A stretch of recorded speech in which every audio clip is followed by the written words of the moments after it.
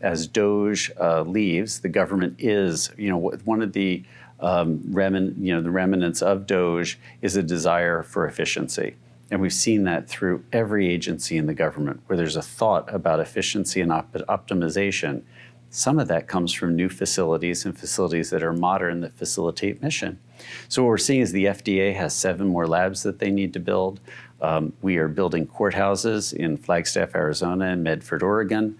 We see a bunch of other courts that need to grow in places where the population is expanding. So Darrell, how do you see future acquisitions balancing between large-scale assets and smaller, specialized facilities, given your focus on mission-critical government tenants? At Easterly Government Properties, we're really focused on the mission, and that mission criticality is what's absolutely key. When we look at large buildings, we've got something like the FDA lab in Atlanta. It's the largest lab in our country, and it's modern facilities, and it's really modern infrastructure for the U.S. government to succeed in mission, which will make them more efficient. And then we look at some of the smaller properties. That's really properties that are satisfying each and every day mission, which would be the Veterans Administration, with the health labs and the FBI regional offices, and so much of the work that's going on outside of Washington, for the government. And then we also, look at a SCIF space, right? That's very special. It's mission critical.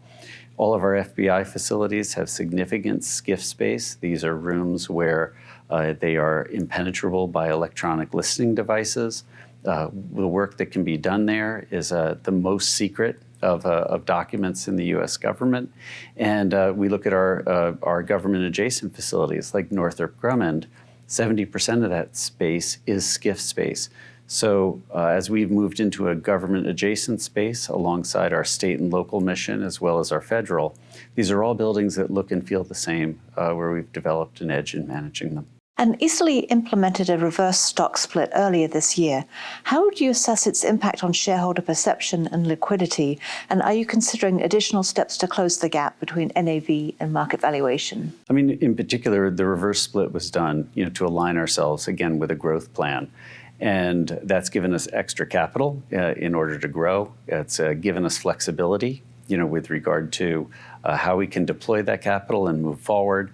And it's aligned us with investment grade parameters, similar to net lease names. That said, if we were able to reprice all of our liabilities consistent with an investment grade rating, it would embed about 10% growth, that we'd see over 5 years. So it's a very attractive place to be, and we've positioned the company for that kind of growth. And where do you see the largest areas for potential growth for Easterly in 26? Yeah, I mean, in particular development, because as DOGE leaves, the government is, one of the the remnants of DOGE is a desire for efficiency. And we've seen that through every agency in the government where there's a thought about efficiency and optimization. Some of that comes from new facilities and facilities that are modern that facilitate mission. So what we're seeing is the FDA has 7 more labs that they need to build. We are building courthouses in Flagstaff, Arizona and Medford, Oregon. We see a bunch of other courts that need to grow in places where the population is expanding.